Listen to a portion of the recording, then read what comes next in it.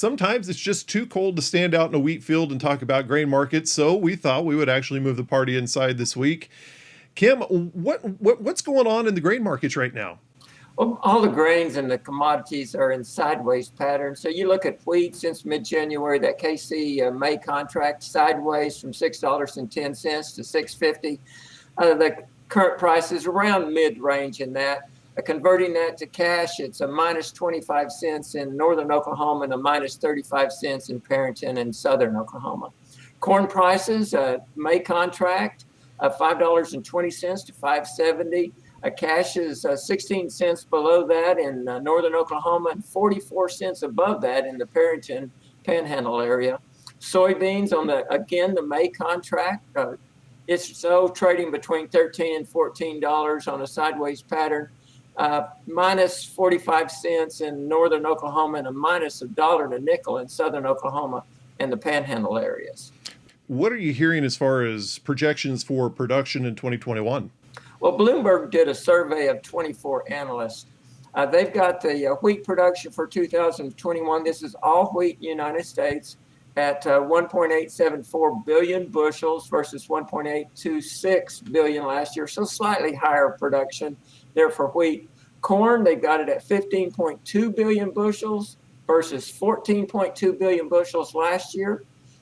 So you'd expect more corn, and we may need that. Soybeans at 4.5 billion bushels versus 4.1 billion last year.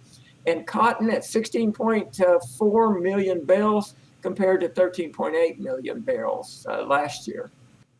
What does that mean for the projections of ending stocks? Well, if you look at the use and production, they've got all wheat ending stocks for the United States dropping down to 769 million bushels. That should be good for prices compared to 836 last year. Corn at 1.7 billion bushels compared to 1.5, and there's that additional production. Soybeans, 179 million bushels compared to 120 million bushels this year. That means soybeans are expected to remain relatively tight.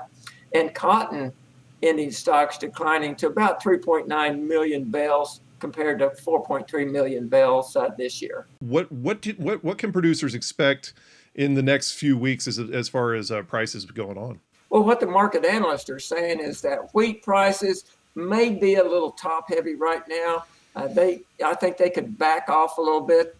They're not expecting much of any price increases in wheat. Corn prices have some potential for higher prices if China was to come in and buy a significant amount of corn. But I think they're expecting corn prices to move continually sideways. And soybean prices, there's some potential in prices. A lot depends on how that soybean crop comes in Brazil. Right now they're behind. They are getting some drier weather so they can harvest that product. And so it's how that Brazilian crop comes in. And if China comes in and buys soybean stocks are tight.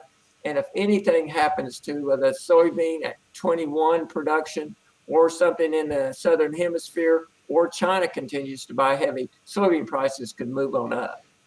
Okay, thank you very much, Dr. Kim Anderson, grain marketing specialist here at Oklahoma State University. And by the way, this February is Pesticide Safety Month, and here's some information about pesticides with Oklahoma State's Kevin Shelton.